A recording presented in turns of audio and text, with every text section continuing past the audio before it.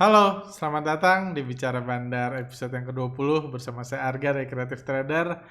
Senang sekali bisa buat podcast lagi setelah 2 minggu kami menghilang dan nggak buat konten sama sekali di YouTube. Mulai November ini kami akan mulai aktif lagi membuat konten pada podcast. Episode ini saya akan membahas kondisi-kondisi terkini tentang IHSG, tentang kondisi market terkini, tentang tapering, tentang kebiasaan IHSG terkoreksi di bulan November, dan kami juga akan menjawab pertanyaan-pertanyaan lainnya yang banyak sekali masuk dalam 2-3 minggu ini yang tidak sempat kami jawab karena memang itu juga yang mungkin saya akan sedikit sharing apa yang terjadi, yang latar belakang kenapa sejak Instagram kami dihack, hilang, kami cukup back off lah dari pembahasan, dari sosmed, dari ini, dan fokus ke intern kami sendiri. Seperti itu. Oke, mari kita mulai.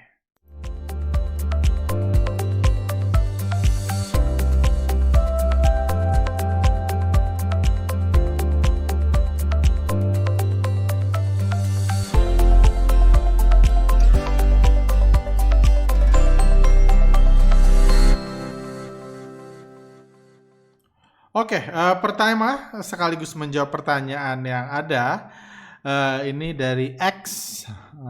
Efek tapering di bulan November, apakah IHSG akan koreksi dulu? Kata guru saham yang lain, secara historis IHSG di bulan November memang cenderung turun.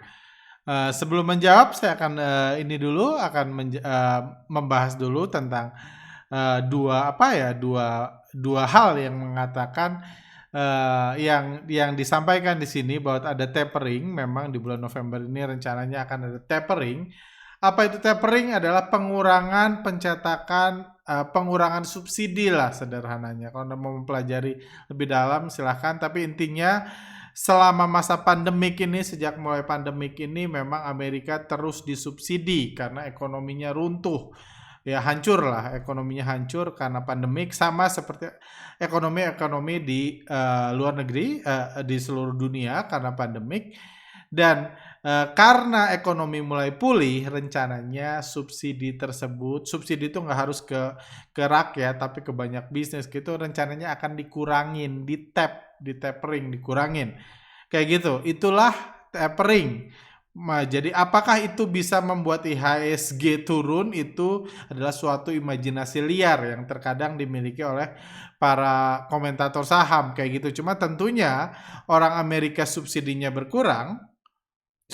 dikurangin sama pemerintah Amerika, itu tentunya nggak ada efeknya apa-apa sama bursa IHSG. Sama IHSG akan terkoreksi dulu atau enggak, tentunya tidak ada hubungannya apa-apa. Sama seperti kalau di Nigeria nanti suatu hari ada subsidi rakyatnya dinaikkan, apakah IHSG akan runtuh pada saat itu? Apakah IHSG naik karena orang Nigeria subsidinya dinaikkan? Itu tidak ada hubungannya sama sekali.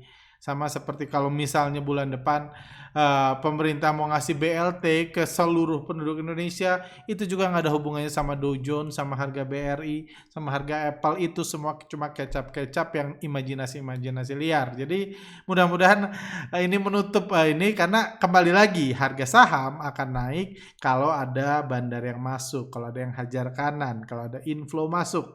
Pengurangan subsidi nggak ada hubungannya sama inflow masuk.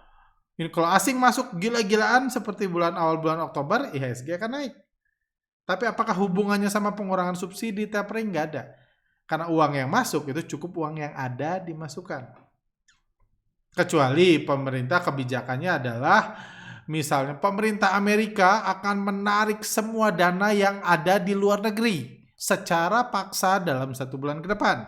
Itu adalah sesuatu yang ada hubungannya. Karena artinya apa? Semua saham yang mereka miliki di luar negeri, termasuk di Indonesia, dari Amerika, terpaksa harus dijual segera. Artinya buang kiri, hajar kiri. Artinya kalau asing hajar kiri tiba-tiba pakai, artinya ARB semua. Sama-sama yang dibandarin asing, BCA, BRI, Telkom, Astra, ARB semua. Itu membuat IHSG turun. Jadi kalau kayak gitu ada hubungannya langsung. Tapi kalau kayak gini tapering lah, nanti suku bunga dinaikkan, diturunkan, itu tidak ada hubungannya. Jadi mudah-mudahan kedepannya Anda mengerti gitu. Terlepas dari komentator saham memang harus ya itu kerjaan mereka lah, menghubung-hubungkan, cari berita positif, cari berita negatif supaya ada konten. Ingat mereka tuh konten creator juga. Kayak gitu. Oke. Nah, tapi fakta kedua yang dijelaskan di sini adalah eh, bulan November IHSG cenderung turun, kata guru, dibilang nggak guru sahamnya, kata guru saham yang lain secara historis IHSG di bulan November memang cenderung turun. Jadi kita lihat faktanya juga. Ini saya lihat dari 2010 memang IHSG cenderung merah di bulan November lebih sering dari bulan-bulan lain. At least dari Juli, bulan November itu cenderung lebih sering merah sejak 2010. Jadi kalau dibilang IHSG cenderung turun di bulan November, yes, itu benar. At least kalau kita hitungnya dari 2010. Mungkin kalau kita hitungnya dari 2005 beda lagi, hitungnya dari 2017 beda lagi, hitungnya dari 2003 beda lagi, atau dari 98 beda semua. Yang cenderung turunnya mungkin beda-beda, cuma ya kita plot aja lah, kita ikutin si asumsi si guru saham yang katanya tadi gitu. Kalau anggaplah dari 2010 cenderung turun. Tapi rata-rata kinerja IHSG ternyata nggak, di bulan November ternyata nggak seburuk itu dibanding bulan-bulan lain. Agustus lebih sering terkoreksi. Dan yang lebih pentingnya lagi adalah IHSG di bulan November tahun lalu mencatat kenaikan 9,44%. Ini adalah kenaikan IHSG bulanan terbesar dalam 10 tahun terakhir. Satu bulan naik 9,44%. Jadi ini tinggal point out aja kayak gitu. Kalau Anda mau berargumen IHSG naik, bilang November lalu IHSG naik 9,4%, maka November ini pun bisa. Atau Anda bilang 3 tahun terakhir IHSG cenderung terbang di bulan November. Naik 3, turun 3, naik lagi 3. Cenderung terbang. Jadi history repeat itself, atau bulan November cenderung turun, cenderung naik, itu tergantung keinginan para penebaknya, pembuat argumennya atau dukunnya. Karena history bisa yang mana aja. Kalau IHSG turun bulan ini akan dibilang tuh bener kan November memang sering turun. Kalau IHSG cenderung naik bulan November ini, nanti pas penutupan November akan dibilang, tuh kan memang sejak 3 tahun terakhir November ini IHSG justru naik. Semuanya history repeat itself. Kayak gitu. Jadi kalau Anda mau ngikutin history, Anda harus understand kenapa history tersebut terjadi. Karena bandar mah bebas. Jadi harus ada sesuatu yang konstan yang membuat bandar melakukan hal tersebut. Misalnya yang saya selalu highlight adalah window dressing di akhir bulan Desember.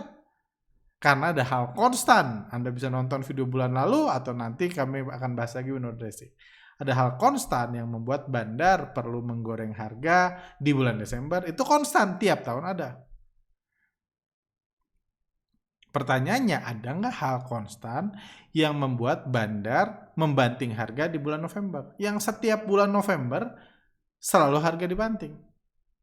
Mungkin ada, mungkin nggak. Kalau kita nggak tahu ya jangan anggap history will repeat itself. Karena nggak ada hal konstannya.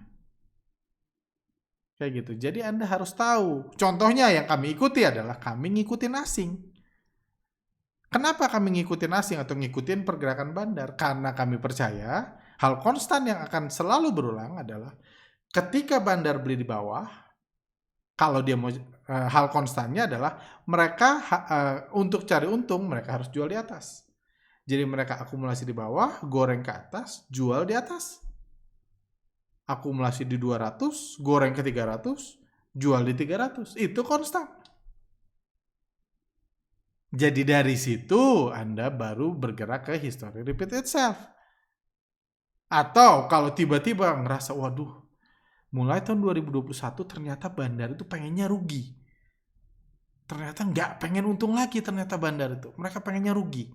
Kalau beli 200, dia banting ke 100, terus dia cut loss di 100. Kalau ada perubahan tersebut, berarti nggak usah lagi ngikutin history repeat itself lagi. Nggak usah lagi beli saham yang diakumulasi bandar, yang diakumulasi asing, eh, karena di 10 tahun ke belakang, di 10 tahun belakang biasanya kalau diakumulasi bandar harga akan naik. Kalau memang ada bukti, kalau kedepannya orang akan lomba cepet-cepetan rugi, banyak-banyakan rugi. Kayak gitu. Jadi hal tersebut. Jadi nggak usah peduli history repeat itself kalau Anda nggak ngerti alasannya.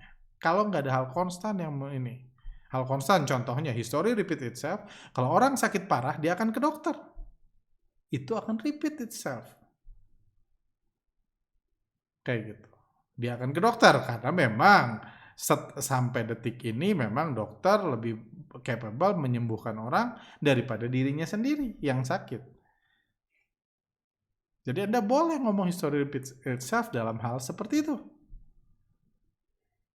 Kalau Anda bilang, orang ke dokter biasanya pakai kaos kuning. Nah itu hanya kecapan aja, hanya imajinasi aja.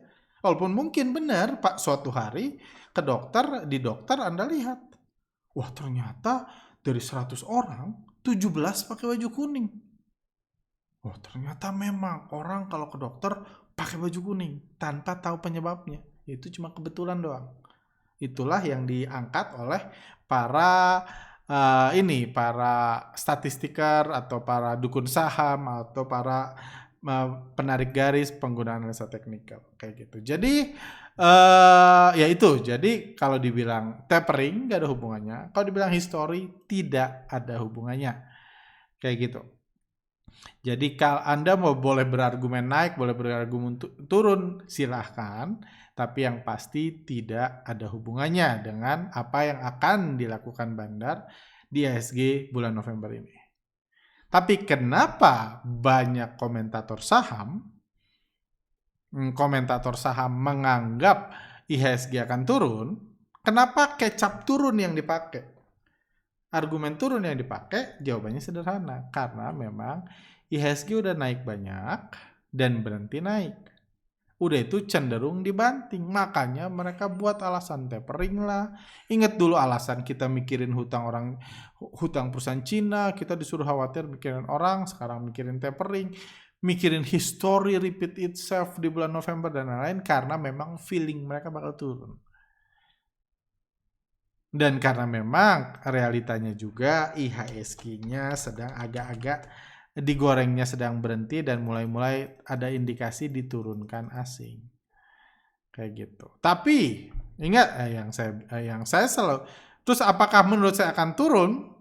Menurut saya tidak akan turun. Tapi kalaupun turun saya nggak akan takut karena bagi saya itu yang penting. Kenapa? Karena saya tahu investor asing lagi beli di sini, udah beli dari sini ke sini.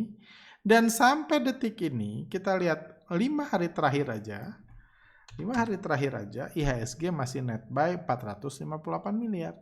Jadi belum ada tanda-tanda asingnya profit taking. Artinya apa? Asing beli dari sini. Kalau Anda lihat, asing beli dari sini. Dari harga 5.800, 6.000 dinaikin sampai 6.650 terus akumulasi, dibanting-banting terus akumulasi. Jadi asingnya masih beli. Yang menurut saya akan terulang adalah asing mau beli di bawah, jual di atas. Sekarang bisa jualan? Bisa. Kalau asing mulai jualan, saya akan mulai khawatir. Tapi karena asing nggak jualan, setiap koreksi itu opportunity. Karena bagi saya itu yang berulang. Mau ini November, mau ini Oktober, mau ini 13 Januari, mau ini 17 Oktober, 17 ini Juli, terserah. Karena itu nggak penting. Mau level IHSG di 6552, 6651, 6513, terserah. Jadi karena yang menggoreng IHSG asing, yang menaikkan asing, dan mereka butuh profit taking. Kalau mereka memang sudah selesai akumulasi, mereka akan menyerap uang lokal untuk dibawa ke negaranya. Karena mereka baru masukin uang dari negaranya ke Indonesia. Kayak gitu. Terus pertanyaan kenapa IHSG nggak naik lagi? Anda boleh lihat. Sebelumnya juga asing akumulasi IHSG naik turun kok. Di sini orang juga bilang suruh mikirin hutang orang dan lain-lain. Di sini kan Anda lihat IHSG naik turun, asing terus akumulasi. IHSG naik turun, asing terus akumulasi. Di sini ketika orang mikirin orang lain, mikirin hutang dan lain-lain. Tapering semua dipikirin. COVID, pandemik, delta varian, kayak gitu semua dipikirkan. Berhubungan dengan IHSG, kayak gitu. Dihubung-hubungan sama IHSG. Jadi kalau ini terjadi lagi sama seperti di sini, kenapa Anda harus heran? Kan gitu. Selama di sini asingnya akumulasi, di sini asingnya akumulasi, bagus, ya bagus-bagus aja, saya enjoy aja, saya happy aja. Minggu ini mau diturunin, silahkan, saya bisa masuk. Saya nggak takut, karena selama asingnya masih akumulasi. Kayak gitu. Jadi, seperti itu. Oke, lanjut. Karena seperti saya bilang, di sini pun investor asingnya terus masuk, IHSG-nya naik turun. Kalau di sini naik turun, di sini kayak gitu lagi, kenapa Anda harus protes ke asing? Ingat, asing mah bebas. Mereka berhak melakukan akumulasi atau distribusi kapanpun, mereka berhak naikin harga, naikin IHSG, turunin IHSG kapanpun. Terlepas apa imajinasinya, historisnya, dan lain-lain. Kayak gitu. Dan saya sih happy kalau lokal mulai panik, mulai mikirin hutang orang lain dan lain-lain, sehingga jual sahamnya ke asing bisa akumulasi lebih banyak lagi. Berarti yang seperti ini terulang lagi. Kayak gitu. Berarti tinggal nunggu waktunya asing menggoreng. Saya tinggal harap-harap senang. Nunggu senang. Kalau memang digoyangnya IHSG seperti ini membuat lokal mau jualan ke asing. Lanjut. IHSG ini 2 minggu ini loyo, saham gak jelas manggung lagi. Apakah target CTS IHSG ke 7.000 di akhir tahun masih realistis untuk dicapai? Kalau ngomong realistis melihat akumulasi asing saat ini masih, cuman saya nggak pernah perfectly ngomong IHSG akan ke 7.000 di akhir tahun. Karena bagi saya 7.000 itu angka. Saya nggak akan merasa lebih happy kalau IHSG ke 7.000 dibanding ke 6998. Bagi saya sama aja.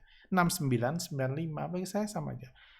Atau 7007 bagi saya semua itu angka sama. Cuma ngitung doang.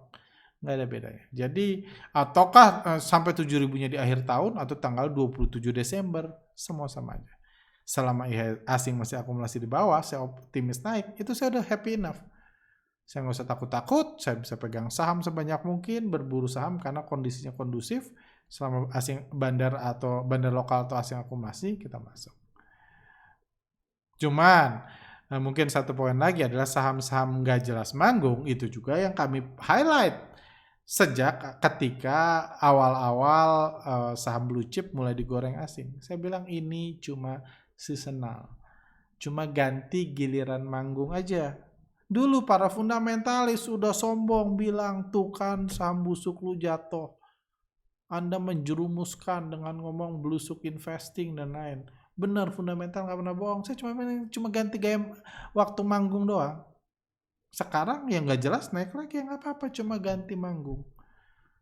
Artis juga ada artis jazz, ada artis dangdut, ada penyanyi dangdut, ada penyanyi pop, ada penyanyi rock, gantian manggung. Hanya karena penyanyi rock yang lagi manggung, jangan menghina penyanyi dangdut yang nggak lagi manggung. Karena cuma gantian, ingat. Kayak gitu. Jadi itu wajar. Saya yakin akan ada waktunya lagi saham blue chip lagi yang manggung, saham blusuk lagi yang manggung. Saya sangat yakin selama masih ada bandarnya. Lanjut. Pak Arga, apakah bandar ketika trading dibantu oleh software khusus untuk mempermudah proses trading mereka atau mereka melakukannya secara manual, baik bandar lokal maupun bandar asing? Saya yakin, walaupun saya nggak pernah menggunakan sendiri robotnya, jadi kalaupun kan rumor itu nggak tahu benar nggak tahu salah. Cuma saya yakin sih iya. Karena kalau suatu hari saya jadi bandar pun, kayak gitu, suatu hari cita-cita saya jadi bandar pun, saya pasti akan menggunakan robot untuk hal-hal yang repetitif. Misalnya, hal repetitif itu, misalnya saya bisa nginput ke robot saya. Jam 9.17 hajar kanan 100.000 lot, semua antrian jual kita di cancel, naikin harganya 10% dalam waktu kurang dari 1 menit. Itu kalau dilakukan manusia, misalnya sebelumnya offernya dia tebelin, terus mau hajar kanan, di 1 detik offernya di cancel, robotnya hajar kanan biar harganya naik 10% dan harus tercapai dalam 1 menit dan tanpa ada cancelan, tanpa, kalau bisa retail nggak usah sadar kalau antrian yang tadinya di offer penuh itu di cancel. Jadi dilakukan secara smooth oleh robot. Karena kalau orang itu bakal repot. Karena orangnya harus banyak, 1 hajar kanan, 1 beli akan lambat. Jadi jauh lebih mudah itu dilakukan oleh robot. Kayak gitu, misalnya banting kiri dilakukan oleh robot itu jauh lebih murah, lebih cepat. Jadi istilahnya robot itu untuk mempermudah proses produksi aja ya. Jangan samakan dengan robot dengan robot untuk mempermudah analisa kayak gitu kan. Kayak gitu, robot-robot ala retail nggak kayak gitu. Untuk mempermudah proses produksi aja. Efisiensi dalam pekerjaan mereka, menaik turunkan harga saham, mengatur alur dari harga saham kayak gitu. Itu sih. Jadi bukan misalnya robot setiap nanti jam 9.15 semua saham batubara naik, langsung hajar kanan 9.15 dipakai robot jadi naik semua. Itu kan sering terjadi. Kalau orang bisa nggak sekompak itu kayak gitu. Jadi hal-hal tersebutlah robotnya itu untuk itu. Automation sih lebih ya, mempermudah supaya nggak perlu banyak SDM. Itu sih yang saya percaya, mau lokal atau asing tentu akan melakukan itu. Kayak gitu. Nah ini juga ada berita ini sekaligus bahas. Sebentar lagi trading saham pakai robot aturannya lagi digodok. Ini juga menarik, cuma sejauh ini saya belum tahu robot yang dimaksud itu tujuannya untuk mempermudah para big player dalam trading mereka kayak gitu, atau juga ada bisa mempermudah retail atau membuat sekuritas bisa stop loss, automatic stop lossnya, automatic profit takingnya bisa lebih canggih. Saya nggak tahu sampai kemana karena saya belum nyentuh pengembangannya. Ini juga peraturannya masih digodok kan. Kayak gitu, kadang-kadang ada yang digodok ya cuma buat digodok doang, nggak diangkat-angkat godokannya, itu pun ada. Kayak gitu. Jadi saya nggak tahu, cuma ya yang pasti kalau ada tentunya ini akan membuat lebih infrastruktur atau ini untuk menjadi bandar itu akan lebih baik lagi ke depan kayak gitu, karena hal-hal mempermudah proses itu cukup ini, karena buat robot itu cukup mahal, apalagi jangan lupa bandar itu kadang-kadang menggunakan puluhan broker sekaligus. Bahkan harus login, log out, masukin password, hajar kanan, login sini, cancel antrian kayak gitu, mabok banget kalau ngegoreng harus dilakukan kayak gitu. Jadi kalau semua dilakukan oleh robot tentunya akan sangat jauh lebih nyaman untuk ngegorengnya atau ngebantingnya. Seperti itu. Oke, lanjut. Pertanyaan lain, Bang minta pendapatnya tentang robot forex dan kripto. Apakah semuanya scam? Saya ditawarin sama teman saya dan dijanjiin pasti cuan konsisten minimum 5% sebulan. Dan ketika yang lain collapse, yang ini terbukti masih bisa cuan dan bisa tarik dana. Ya ini lagi heboh ya tentang robot forex dan kripto yang beberapa terbukti scam, beberapa collapse, dan beberapa dibawa kabur uangnya. Pertanyaannya, apakah robot forex dan kripto ini semuanya scam? Saya nggak mau cari musuh untuk mengatakan semuanya, karena saya nggak tahu, saya nggak punya waktu untuk menganalisa kayak gimana semuanya. Tapi apapun sistemnya, mau robot forex, robot kripto, robot saham, robot bandarmologi, apapun namanya, sistem trading ini itu, sistem trading, smart system trading atau apapun, kalau dijanjikan pasti cuan konsisten minimum 5% 1 bulan. Artinya ada cuan konsisten dengan angka yang sama dan selalu terjadi, terlepas dari kondisi marketnya kayak gimana, itu pasti scam. Itu uangnya nggak diapa-apain, cuma diputar antar member sampai suatu hari dibawa kabur oleh yang punya. Itu pasti scam. Jadi saya nggak akan buat ngomong robot forex, nanti ada yang murka ke kami karena saya buat robot forex tapi nggak scam. Robot kripto atau kripto dibilang scam, nanti ngamuk lagi para pencinta uang palsu kan. Jadi saya bilang apapun yang menjanjikan profit konsisten dalam sebulan, 5%, 1%, 10% atau apapun, yang pasti cuan itu pasti scam. Karena ingat, di bursa saham ketika ada yang menang, pasti ada yang kalah. Nggak mungkin orang bisa menang terus kayak gini. Apalagi robot. Karena kalau anggaplah ada robot pinter banget, kayak gitu. Kalau robotnya pinter banget sampai bisa untung 10 kali, lama-lama yang dirugikan menyadari akan dirubah, robotnya jadi rugi. Kalau itu diulang-ulang. Dan kalau bisa menghasilkan 5% sebulan, berarti kan 60% setahun kan.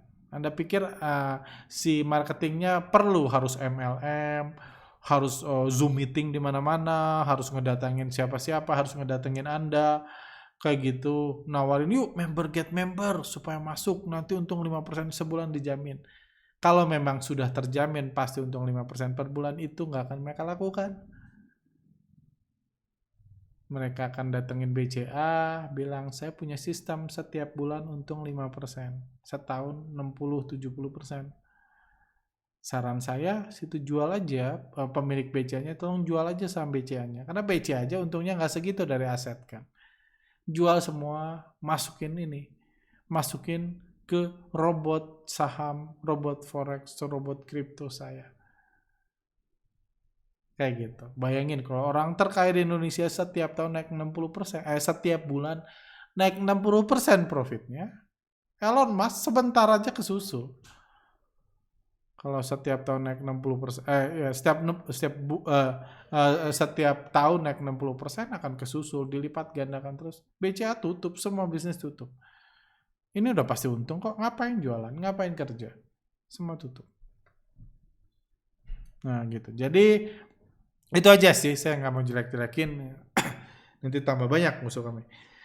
Bidik 24,9 triliun, Mitratel berpeluang pecahkan rekor IPO terbesar di Bukalapak. Ini juga satu hal yang menarik karena di satu sisi memang Bukalapak, kondisi saham Bukalapak memang masih menyedihkan, dan di sisi lain ada IPO sangat besar yang pamornya berkurang banget karena trauma, kekesalan, dan misteri di balik proses-proses IPO Bukalapak yang somehow ditutupi media, jadi kami pun nggak berani bahas kayak gitu.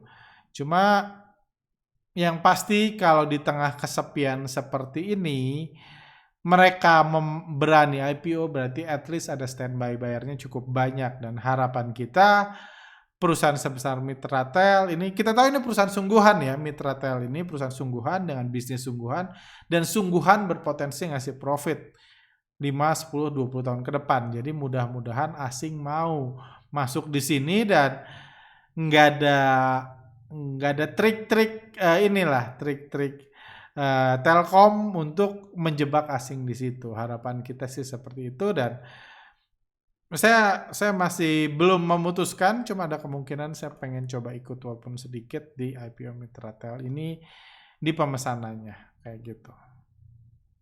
Cuma ya lihat aja, saya sih cukup menarik ini untuk IPO sebesar ini, dan tentunya lebih menarik lagi nanti pasca IPO pergerakannya. Saya rasa itu masih banyak peluang karena IPO sebesar ini tentunya pergerakannya pun akan berat, jadi akan banyak peluang. Apalagi ini bukan startup ya, jadi misteri-misterinya lebih kecil harusnya. Seperti itu.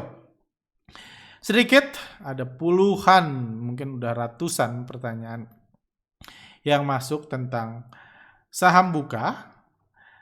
Nggak satu pun bisa saya jawab, karena memang ya saya jagalah, sejak awal saya jaga-jaga, dan saya pun sampai detik ini saya pengen membahas, mas saya rasa pembahasan saya nggak akan mendatangkan kebaikan buat overall saham ini. Cuma yang pasti yang saya beli waktu itu saham Buka masih ada, kan saya pernah cerita, kan saya beli podcast lalu dalam kondisi nyangkut masih ada, dan saya belum melakukan average down sampai detik ini. Walaupun masih ada dananya, masih ini saya belum average down. Kayak gitu. Ini satu tambahan, ini sharing aja. Chat yang dikirim salah satu analis kami ke saya tadi siang. Ini report dia, saham Scriptless Buka September itu ada 82 juta bla bla bla, 82,6 juta, 82,6 miliar lembar. Di akhir September, di akhir Oktober kemarin jadi 87,6 miliar. Tadinya 80%, sekarang jadi 85%. Dua pemegang saham terbesar yang tercatat KMK dan Archipelago, pemilik di atas 5%, dua-duanya nggak tambah porsi. Artinya dua pemilik terbesar Buka nggak punya saham, nggak nambah kepemilikannya. Jadi kemungkinan besar pemegang saham di bawah 5% yang konversi. Scriptless itu intinya saham yang sudah bisa, yang bentuk digital dan bisa dijual, bisa diguyur. Seperti itu. Ini kalau Anda nggak punya informasi ini bisa menjawab banyak tentang misteri Buka yang sampai detik ini nggak satu pun media berani angkat. Jadi kalau media besar aja nggak berani, ya tentunya kami pun nggak berani. Ini saya cuma sharing data aja yang yang ada, yang juga ada di tools bandarmologi kami. Kalau Anda mengerti good, nggak apa-apa. Cuma kalau Anda tanya nasib saya dibuka gimana, saya udah cerita tadi. Lanjut. Mantap ilmunya Pak Arga, sangat bermanfaat bagi saya yang newbie. Sukses dan sehat terus Pak Arga. Semoga web dan IG-nya cepat recover. Amin. Mau tanya nih Pak, kalau perusahaan buyback sahamnya apa itu pertanda bagus atau buruk buat investornya? Terima kasih. Buruk sih enggak, karena perusahaan mau buyback at least artinya apa? Berarti perusahaannya masih ada harganya. Uang mau ditukerin saham. Karena kalau perusahaan nggak ada harganya, terlepas dari harganya digoreng, kalau ownernya udah nggak pengen punya saham, ingat buyback itu dilakukan oleh emiten, yes. Tapi emiten harus persetujuan dari pemegang saham yang notabene adalah pemilik mayoritas saham tersebut. Ownernya ada di situ. Kalau Buka mau buyback, itu seluruh harus pemegang saham mayoritasnya itu ikut semua, setuju semua. Kayak gitu. Jadi tentunya kalau istilah mereka aja setuju, berarti memang berarti ini perusahaan memang masih ada harganya. Kayak gitu. Karena sekaya-kayanya orang, mereka nggak akan menghabiskan duit untuk yuk kita kumpulin barang busuk, udah itu kita simpen lama, nggak. Paling yuk kita goreng, biar ketika orang beli kita buang semua barang busuk kita. Cuma buyback itu tentunya nggak seperti itu. Buyback juga, tapi tidak buruk, nggak otomatis bilang ini bagus. Buruk sih enggak sih, saya belum pernah lihat skenario buyback itu jadi buruk buat perusahaan. Tapi nggak buruk bukan selalu bagus. Karena misalnya ada peraturan, ada tertulis, saya nggak tahu dilaksanakan atau enggak, tapi buyback itu nggak boleh hajar kanan katanya. Harus antri di bid. Jadi buyback nggak bisa membuat menggoreng harga kalau nggak hajar kanan. Ada yang bilang seperti itu. Jadi kalau itu benar dilaksanakan atau ada pengawasannya, berarti buyback juga nggak memberikan dampak positif secara instan. Karena saham yang dibeli cuma Anda ngantri beli doang, nunggu diguyur. Kalau diguyur ke situ maka dia yang serap, kalau nggak diguyur ya berarti nggak kebeli, buybacknya nggak terlaksana. Tapi mereka nggak pernah hajar kanan, nggak pernah bisa menaikkan harga dengan buyback.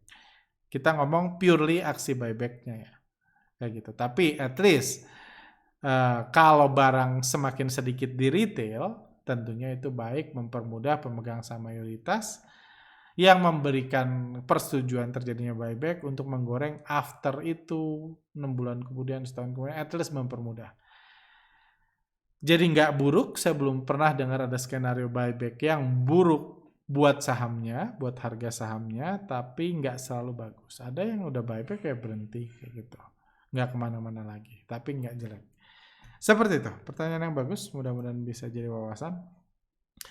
Elizabeth dari Elizabeth Astuti, terima kasih untuk akranya bang. Alhamdulillah saya cuan banyak dan sudah profit taking. Kapan abang collab bareng emiten lain? Ditunggu banget bang, di bursa yang penuh tipu-tipu seperti sekarang, para retail butuh banget edukator yang baik dan tulus mau bantu seperti Bang Arga. Belum ada ide.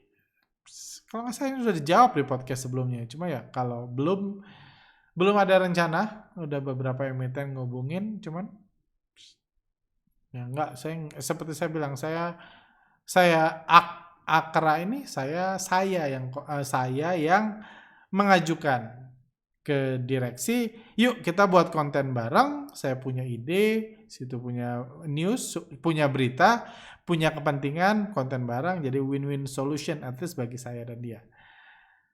Tapi tentunya saya berandai-andai kalau perwakilan dari pemegang saham, perwakilan dari influencer, perwakilan dari emiten ngubungin saya minta, yuk kita bahas lagi kayak Akra, kita mau share berita bagus, kalau perlu kita bayar untuk buat video seperti Akra. Itu saya udah berandai-andai.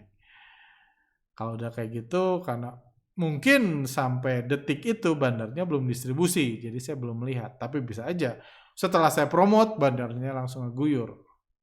Kayak gitu. Jadi saya sangat berhati-hati untuk buat konten kayak gitu. So far sih belum ada ide kayak gitu. Oke, lanjut. Pak Arga, ada apa dengan CTS? Kenapa sejak IG-nya dihack jadi nggak buat podcast lagi dan IG alternatifnya jadi jarang update? Yang berbeda dari dihacknya IG ini adalah ketika website kami di blog Kominfo, itu dalam waktu dekat kami memahami masalahnya, duduk permasalahannya, memahami kenapa itu terjadi, dan dalam waktu dekat juga kami mengatakan website kami kemungkinan besar tidak akan dibuka lagi. Website www.creativetrader.com, alamat itu akan diblok, dan sampai detik ini masih diblok Kominfo, walaupun nggak ada apa-apa di dalam. Karena bukan Kominfo ya yang memblok, itu atas request kepada Kominfo, bukan kami, bukan Kominfo yang ngeblok karena melanggar peraturan-peraturan, misalnya pornografi, pencucian uang dan lain-lain. Nggak ada itu, semua itu cuma artikel edukasi kayak gitu.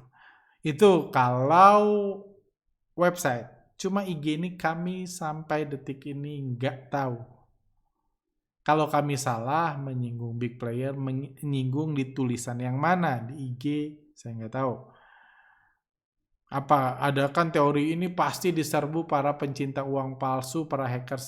Yes, mungkin, tapi kami juga nggak tahu, nggak ada bukti ke arah situ. Kayak gitu. Mungkin menyinggung salah satu bandar yang sahamnya terus dinyinyirin, terus dibahas, atau rencana profit taking bandar besar di ini. Nggak tahu. Jadi itu membuat kami hati-hati. Apalagi yang saya sharing juga kan. Jadi setelah hampir sebulan di blok, kami mempersiapkan IG baru, alamat IG creative.trader 2.0, Creative Trader 2.0. Udah kami siapkan, kami rapikan. Ketika mau di launching minggu kemarin, tiba-tiba menghilang. Yes, mungkin udah menghilang sehari sebelumnya sih, cuma ya tiba-tiba aja menghilang. Jadi itu membuat kami cukup ngeri tentang siapa sebenarnya di balik pemblokiran kami, kenapa ini, dan itu juga membuat saya agak insecure lah, karena kekhawatiran lain adalah memang karena mungkin sangat marah, sangat powerful orang ini, kekhawatiran kami yang lain adalah YouTube juga ikut diblok, apalagi nggak tahu kan permasalahannya di mana. Kalau misalnya si bandar saham XXXX marah, oke, kami nggak akan pernah bahas lagi bandar XXX, kami hapus semua tulisan kami XXX, selesai kalau memang kami tahu duduk permasalahannya. Cuman sampai detik ini nggak tahu. Kalau ada di sini yang memang bertanggung jawab, yang ini yang yang memang merasa sakit hati, kami open banget kalau menghubungi kami. Anda keberatan misalnya aksi distribusi Anda di saham ini, silahkan aja, kita bisa cari win-win solution. Cuma sampai detik ini nggak ada kayak gitu. Jadi dan menurut saya podcast kalau ya karena belum tahu masalahnya di mana kan, jadi podcast saya lebih prefer menurut saya lebih mengedukasi. Saya diam dan podcast sebelumnya ditonton orang daripada saya buat podcast satu nanti diblok semua se-YouTube. Hilang semua videonya. Menurut saya itu akan lebih tidak mengedukasi. Tapi ya saya tahu at one point saya harus mengalahkan rasa takut, rasa kekhawatiran meskipun belum ada kejelasan. Jadi November ini IG barunya sudah dirilis juga, masih kami coba recover satu opsi terakhir, saya nggak tahu berhasil atau enggak. Dan YouTube pun kami akan buat podcast, cuma ya akan lebih hati-hati sih, nggak terlalu nyerang banyak hal karena ini yang saya pikirkan ya, ini curhat udah 40 menit ya. Jadi ya sebutlah ada dongeng gitu ya, ada dongeng di mana seorang ini ada dua pimpinan berpartner, dua pimpinan, dua-dua sayang sama bangsanya. Dua-dua mau mendatangkan perubahan, dua-dua mau mendatangkan perubahan, mau memakmurkan bangsanya, mau memperbaiki yang rusak, menghapus yang menumpas yang jahat dan lain-lain. Yang tapi intinya semua itu dilakukan memperbaiki kerusakan, menangkap penjahat dan lain-lain untuk memakmurkan bangsanya.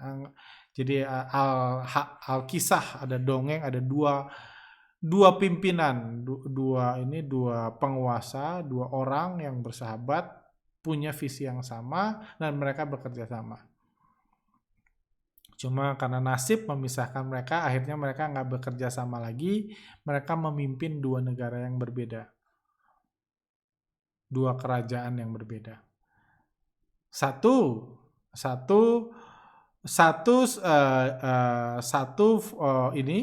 fokus ke tujuan utama dia, memperkaya, memakmurkan bangsanya. Jadi dia lakukan semua proyek-proyek yang memperkaya bangsanya, yang dia percaya mendatangkan kemakmuran buat rakyatnya dan lain-lain, tapi nggak terlalu ngurusin penumpasan kejahatan, pembersihan apa misalnya. Kejahatan atau penguasa-penguasa daerah lama yang mungkin kurang jujur, nggak ditangkepin semua sama dia, nggak semua direformasi, intinya gue pengen rakyat gue kaya. Alhasil sampai bertahun-tahun pemimpin yang itu sukses membuat bangsanya, kerajaannya lebih besar, lebih makmur.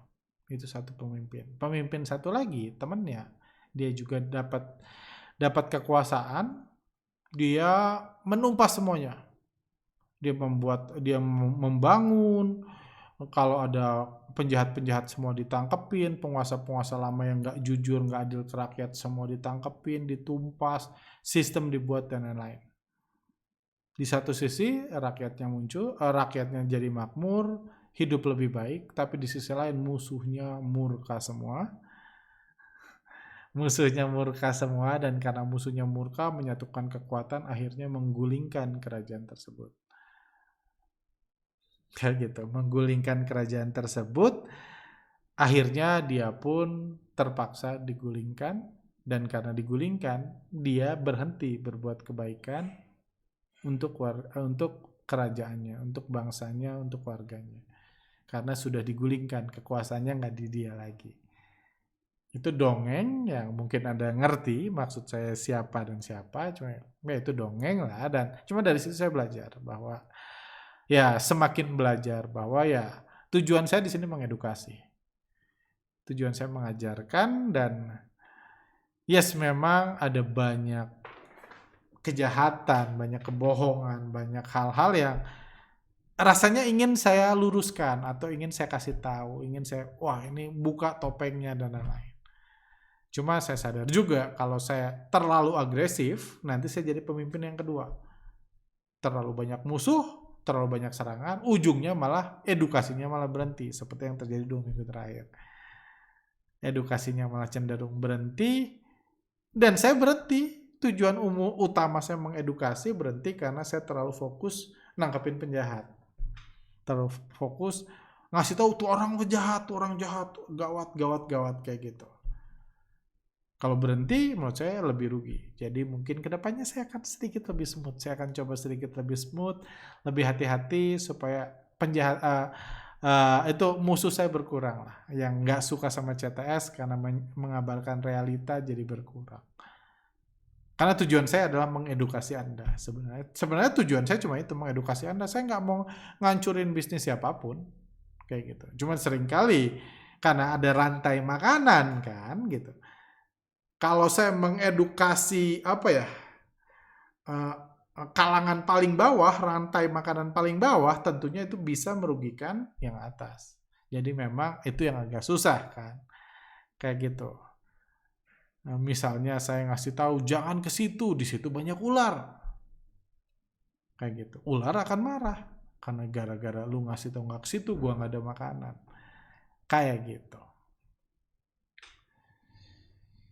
Lanjut, bisa info kenapa tiba-tiba ada serangan bertubi-tubi ke CTS sebulan ini, lalu bagaimana strategi CTS ke depan? Oh, sudah terjawab lah, semangat terus, thank you. Terakhir mungkin, ini Instagram kami yang baru, ya kami akan coba lagi, bagian yang belum follow silahkan follow, @creative.trader.20 bukan 20 bukan 2.0 lagi kayak gitu, karena yang aslinya sudah diblok sebelum dirilis, sudah hilang. Jadi ini Instagram kami yang baru, silahkan follow Instagram kami supaya mudah-mudahan bermanfaat. Jadi mulai November ini tentunya kami akan coba aktif lagi mengedukasi dengan gaya yang sedikit berbeda supaya saya bisa jadi si dongeng orang pertama tadi, bukan orang kedua yang ujungnya nggak mengedukasi karena berhenti. Terakhir mungkin ya, ini udah 46 menit. Saya dengan IG live Bang Arga sama Mbak Alin. Dengar kali ya. Saya dengar IG live Bang Arga. Saya dengar IG live Bang Arga sama Mbak Alin. Saya baru sadar meskipun pakai analisa teknologi, Bang Arga lebih ke swing trader daripada scalper. Boleh tahu kenapa Bang Arga pilih jadi swing trader? Bukankah kalau jadi scalper cuannya lebih besar? Kalau ikut workshop bahan teknologi diajarin jadi scalper atau jadi swing trader juga? Yes. Ya saya nggak menyebut diri saya swing trader sih, karena itu lebih ke istilah teknikal. Tapi benar, saya nggak day trader. Saya nggak punya tujuan beli pagi, jual sore. Naik 2% kabur nggak. Jadi kalau itu dianggap sebagai scalper yang beli pagi jual sore, beli sore jual paginya, intinya trading dengan periode sangat pendek, menitan, jaman, itu nggak saya lakukan.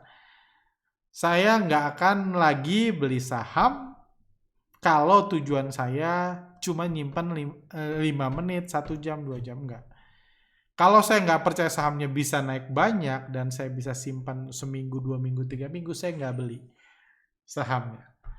Kayak gitu. Walaupun memang setelah saya beli bisa 3 hari kemudian saya langsung jual. Atau jelek-jeleknya saya beli tiba-tiba ada distribusi masif, saya langsung keluar. Hari itu tersebut itu bisa saja terjadi. Tapi itu bukan tujuan saya. Itu style saya trading. Kenapa saya kayak gitu? Karena saya prefer ngikutin strategi besarnya bandar. Misalnya bandar akumulasi BRI selama 4 bulan. Saya prefer ikut 4 bulannya itu, ketika bandarnya akumulasi, digoreng naik, terus mulai profit taking, di situ saya keluar. Itu berlangsung sampai 4 bulan, saya prefer ikut 4 bulan itu. Ada yang prefer, kalau BRI lagi diakumulasi, setiap pagi gue tektok BBRI, naik 1% keluar, bisa. Selama diakumulasi, sama dia naikin, dua-dua cuan. Cuma saya prefer ikut yang panjang daripada tektok di BBRI, setiap 2% kabur. Karena strategi bandar itu selalu panjang. Nggak ada yang strategi bandar beli pagi jual sore selesai, udah itu gua nggak jadi bandar saham ini lagi. Itu siapa yang bandarin saham itu? Kayak gitu, strategi bandar selalu panjang, jadi saya prefer ngikutin itu. Itu saya. Kenapa nggak scalper? Pertama bosen. Kedua, saya nggak merasa lebih happy dan lebih cuan jadi scalper. Ada trader yang lebih cuan, good for them. Nggak ada yang salah dengan itu. Ya, cuma saya sih nggak worth it menurut saya, bagi saya. Mungkin ilmunya kurang atau apa ya, cuma itu bagi saya ya. Ya saya, Anda kayak gitu. Kalau ikut bandarmologi diajarin jadi scalper atau swing trader juga. Saya tidak mengencourage orang yang saya ajarkan untuk menjadi scalper karena dengan asumsi bahwa mereka yang trading, yang ikut workshop, apapun workshopnya, itu udah punya uang buat workshop, artinya dia punya uang lebih buat edukasi yang cukup mahal kan workshop yang kami adakan. Jadi saya asumsi mereka sudah punya profesinya masing-masing. Saya mengasumsikan mereka bukan full time trader atau mereka yang saya anggap mereka udah punya penghasilan dan pekerjaannya masing-masing. Jadi saya mau mengajarkan sesuatu yang relevan bagi mereka yang sudah punya pekerjaan dan penghasilan masing-masing, tapi berharap mendapatkan penghasilan lebih, mendapatkan income besar dari bursa saham, tanpa harus meninggalkan pekerjaan mereka. Makanya saya nggak mengajarkan scalper. Karena bagi saya, kalau Anda mau jadi scalper, hal pertama yang harus Anda lakukan sebelum sukses, sebelum belajar teknik, belajar psikologis, dan lain-lain adalah resign dari kerjaan Anda. Nggak ada pembalap dengan kecepatan tinggi, kayak gitu. Pembalap MotoGP, ya saya masih part-time sih, gitu. Saya cuma Senin Kamis aja sih saya naik motor, tapi jadi pembalap, enggak. Kalau Anda mau sukses jadi pembalap motor, hal pertama yang Anda lakukan, resign dari kerjaan Anda, coba jadi pembalap motor. Jadi itu sangat berbahaya. Berbahayanya bukan scalpernya urusan nanti. Tapi resign dari kerjaan Anda. Karena menurut saya ya scalper itu profesi ya. Kayak gitu. Scalper itu profesi gitu, nggak bisa dilakukan itu. Jadi saya nggak mau melakukan itu. Di workshop bandarmologi, teknik-teknik yang digunakan bisa dipakai sebagai scalping. Beberapa scalper, banyak scalper profesional trader yang ikut workshop kami dan menggunakan metode tersebut menambahkan untuk strategi scalping mereka. Tapi bukan saya yang ngajarin, mereka udah scalper, mereka menggunakan metodenya untuk tahu kapan diakumulasi, kapan didistribusi, untuk menyesuaikan dengan metode scalping mereka. Kayak gitu. Jadi terlepas dari saya tahu sedang populer, sedang hot era scalper, cuma ya saya nggak menyarankan itu karena ya saya nggak, ya inilah ya, mungkin saya terlalu idealis ya atau terlalu konservatif. Cuma saya nggak merasa benar untuk mengencourage orang jadi scalper, jadi pembalap motor. Bagi saya ajarin naik motor. Anda mau menggunakan naik motor ke pasar, naik motor buat refreshing, naik motor buat ini, naik motor buat pergi kerja, atau naik motor buat apa, terserah, saya ajarin Anda naik motor. Kalau mau Anda jadi pembalap terserah, tapi saya ngajarin Anda naik motor. Saya nggak ngajarin Anda jadi pembalap. Karena saya tahu kalau saya ngajarin Anda jadi pembalap, kayak gitu, saya ngajarin Anda jadi pembalap, mungkin dari 100 yang resign dari kerjanya, mungkin cuma 2 yang jadi pembalap. Saya ngacauin kehidupan 98 orang. Kalau saya mengencourage Anda jadi pembalap, sementara sebelumnya Anda jadi guru, sebelumnya Anda jadi penulis, suruh semua jadi pembalap.